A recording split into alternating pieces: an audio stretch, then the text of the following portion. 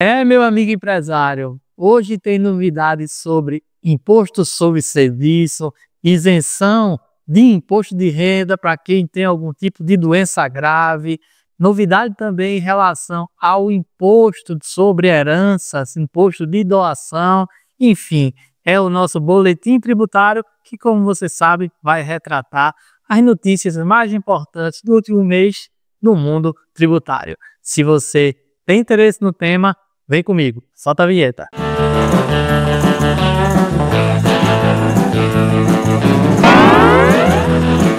Bom, mas como você já sabe, antes de começar com as notícias do mês de novembro, eu quero lhe convidar a curtir, compartilhar, comentar, divulgar o nosso canal nas suas listas de WhatsApp, Instagram, Telegram, para os seus amigos empresários, para nos ajudar na nossa missão de evitar que o empresário e as pessoas de maneira geral joguem dinheiro fora, paguem mais impostos do que devem, ou seja, que o empresário tenha sua vida mais facilitada. Então, se você compartilha com essa ideia, nos ajuda a divulgar o canal, beleza?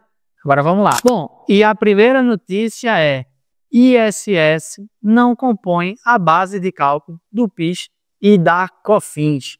Essa foi uma decisão da Vara Federal de São Paulo. E o contexto é o seguinte: como você já sabe, eu já falei várias vezes aqui nesse canal, o STF, o Supremo Tribunal Federal, julgou a chamada tese do século, dizendo basicamente que o ICMS, que é o imposto estadual, não compõe a base de cálculo do PIS e da COFINS, representando uma grande vitória para o contribuinte que teve a sua tributação reduzida. E a partir dessa decisão do STF de excluir o ICMS da base de cálculo do PIS e da COFINS, surgiram outras teses com o mesmo raciocínio. Por exemplo, se o ICMS, que é um imposto estadual, não deve compor a base de cálculo do PIS e da COFINS, então o ISS, que é um imposto municipal pago pelos prestadores de serviços, também não devem compor a base de cálculo do PIS e da COFINS. Essa foi a tese advogada por diversas empresas e que chegou ao Supremo Tribunal Federal, que quando foi julgar o tema, que ainda não está concluído, terminou em empate,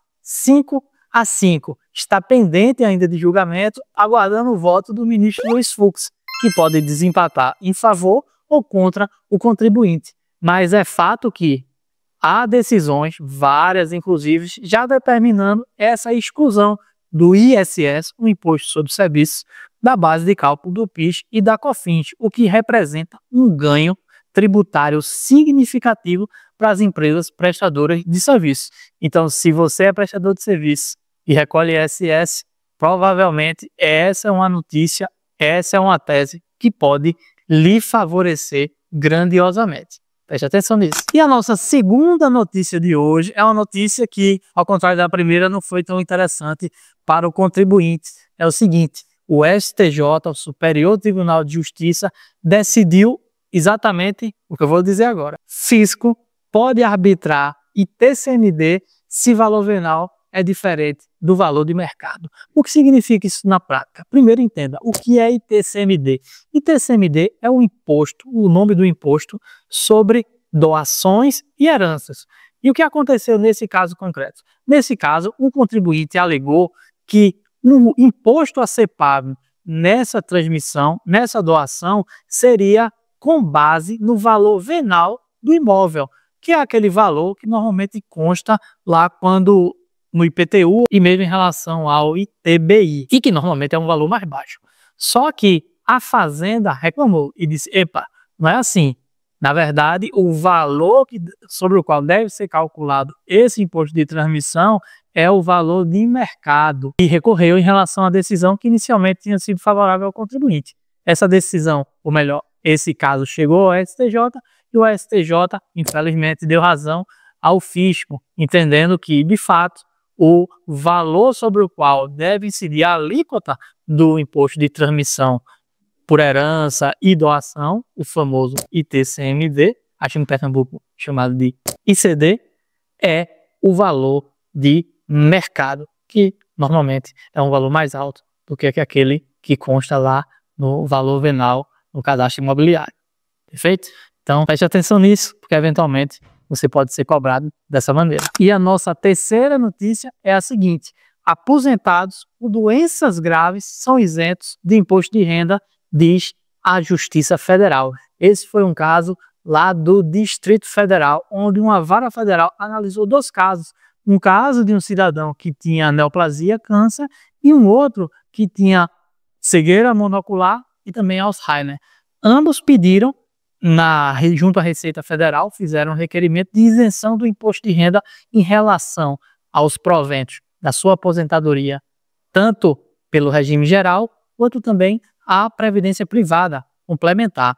E a Receita Federal negou, alegando que não seria o caso em relação ao câncer, porque ele não mais apresentava aqueles sintomas. Só que a Justiça Federal já tem um entendimento que aquela pessoa que é portadora da doença, ainda que não apresente mais sintomas, ainda assim ela tem direito à isenção.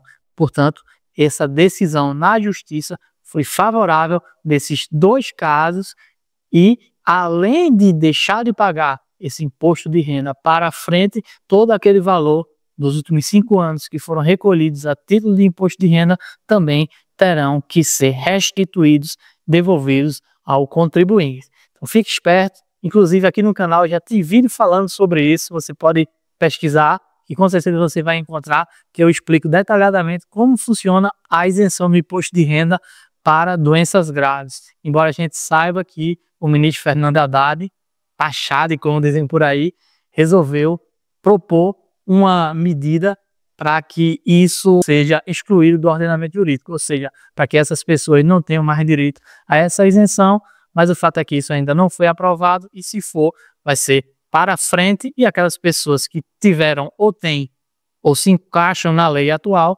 ainda fazem direito à isenção, ok? Então, se você tem alguma dessas doenças ou conhece alguém que tem, também esse vídeo para ela, que com certeza isso vai ajudá-la, perfeito?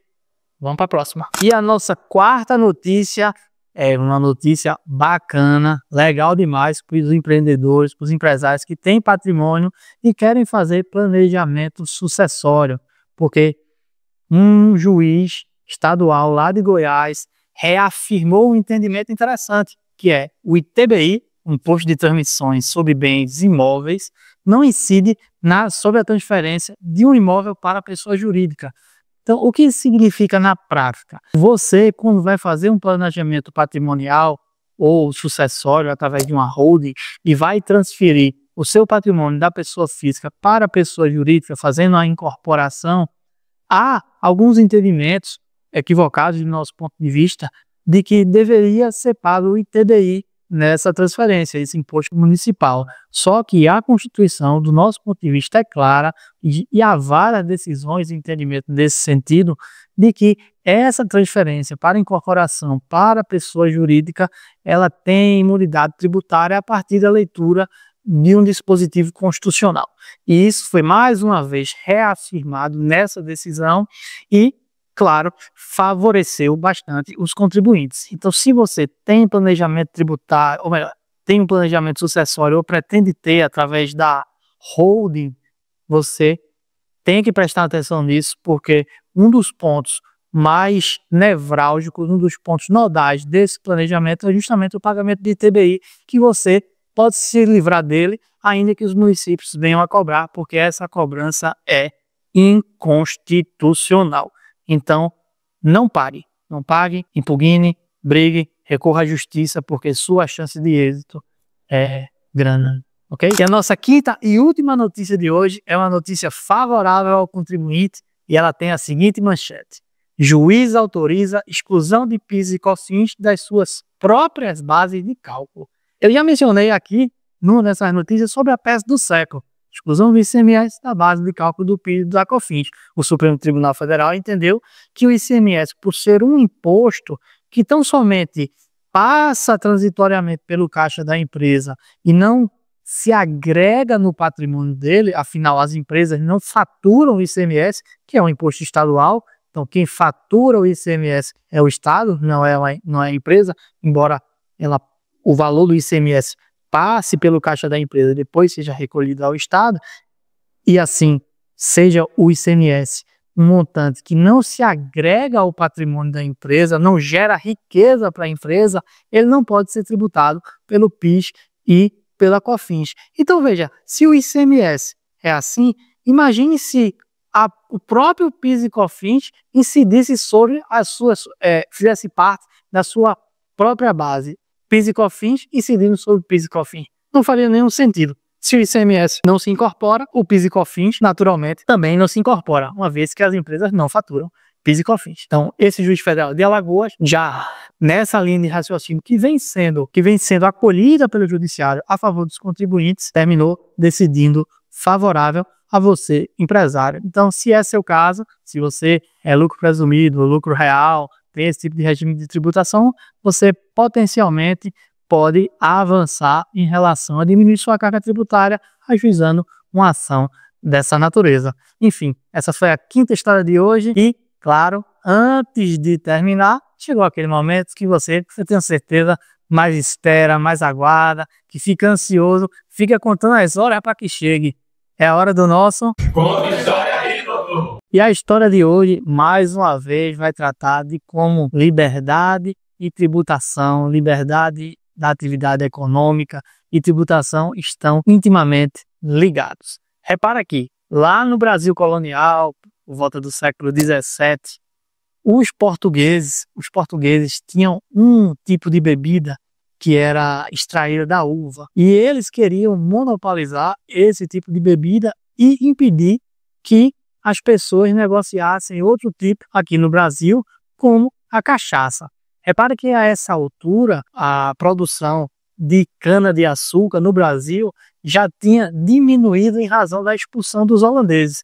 Os holandeses foram expulsos, foram para as Antilhas e lá começaram a produzir um açúcar melhor e, portanto, o lucro da coroa portuguesa em relação a esse tipo de cultura reduziu. E qual foi a ideia em relação à coroa portuguesa? Foi exatamente de proibir a comercialização da cachaça, a não ser com a própria coroa portuguesa, fazendo uma espécie de monopólio em relação a essa produção, a esse tipo de bebida. E aí, naturalmente, a livre iniciativa reage.